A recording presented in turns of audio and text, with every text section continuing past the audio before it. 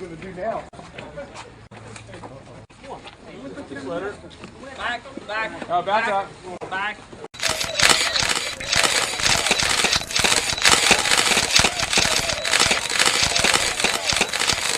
The year was 2005, and it was the same year the Stam Bag by Marc Jacobs dropped, and almost immediately it was in the hands and on the hips of virtually all the it girls of the early aughts.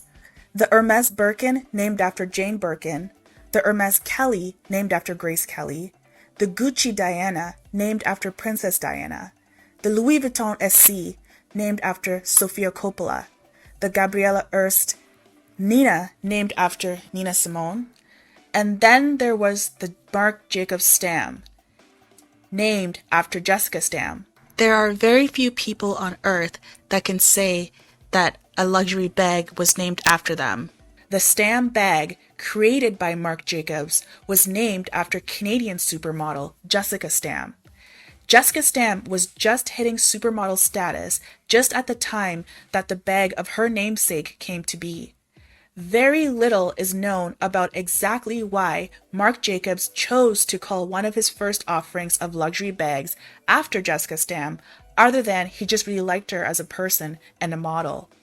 It was famously one of Lilo's favorite bags. The look of its quilted leather design and chunky gold hardware did bear a resemblance to Chanel's classic flap, and for that reason it was considered the cooler, fresher, younger version of the Chanel flap, for the fashionistas that didn't want to look like they were carrying around grandma's hand-me-downs. Jacobs, known for his ability to mix downtown chic with uptown glamour, did just that with the Stam. With its classic shape and expertly constructed, and a lack of overt logos, which was a complete departure from the logomania that had taken over in the early 2000s, where being flashy about the designer brands you were wearing were no longer a faux pas, but embraced. Case in point, the famous Murakami Louis Vuitton bag, which, funny enough, Marc Jacobs was also behind during his tenure at Louis Vuitton. After the success of his first Steven Sprouse monogram meets graffiti collaboration at Louis Vuitton, Jacobs invited artist Murakami to be the second artist to come up with a design for one of the classic Louis Vuitton bags, which then became the now iconic Murakami multicolor monogram Louis Vuitton bag. Marc Jacobs' idea during his time at Louis Vuitton to collaborate with various artists to reinvent its classic pieces made him really the first to go in that direction in recent memory. As we know, it worked out really, really well, and now we see artists become guest collaborators for luxury goods all the time.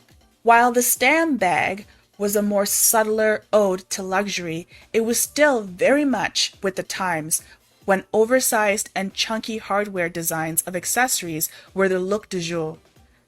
As Amanda Mull, managing editor for the Purse blog, remembers, the Stam was not only instantly recognizable, the Marc Jacobs bags, quote, managed to be a little punk rock but still luxurious. It appealed to the girl who isn't the typical fashion girl, who's interested in being a little subversive, end quote.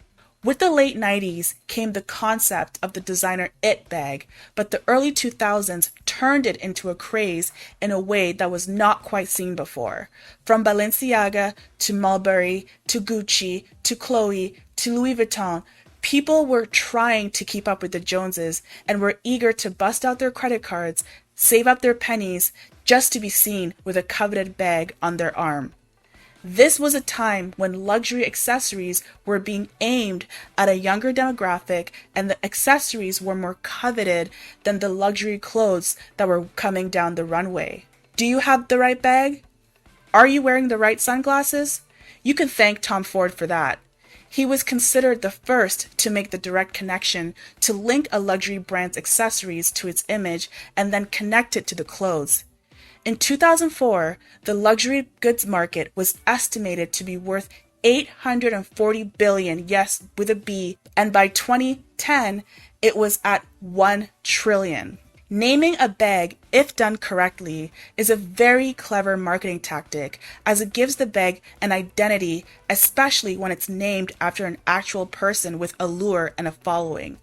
The Stam, with a shoulder strap of 12 inches that could be carried either on your shoulder or crossbody, and it's 14.5 by 10 by 6 dimensions, the bag was spacious enough for all your basic personal items, like your wallet, your keys, your iPhone, makeup bags, and it came with the hefty $1,300 price tag to match, which can be considered a deal if you think about the other luxury bags that can go anywhere from $10,000 and up. The Stam was also indeed quite heavy as in weight. The Stam is a heavy bag. It's not as heavy if you can fit it over your shoulder.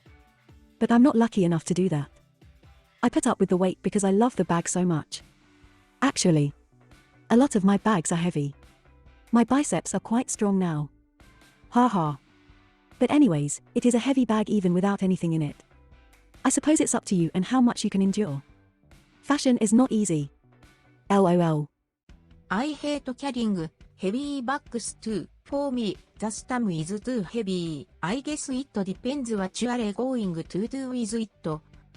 I wouldn't take it out on a long day of shopping. But it may be good for a dinner out at work when you are not carrying it around so much.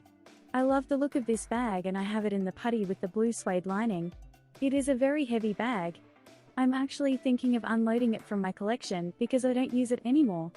I wish it was lighter because it is a beautiful bag. The high price of luxury bags has done nothing to deter die-hard collectors and fashion files, not then and definitely not now.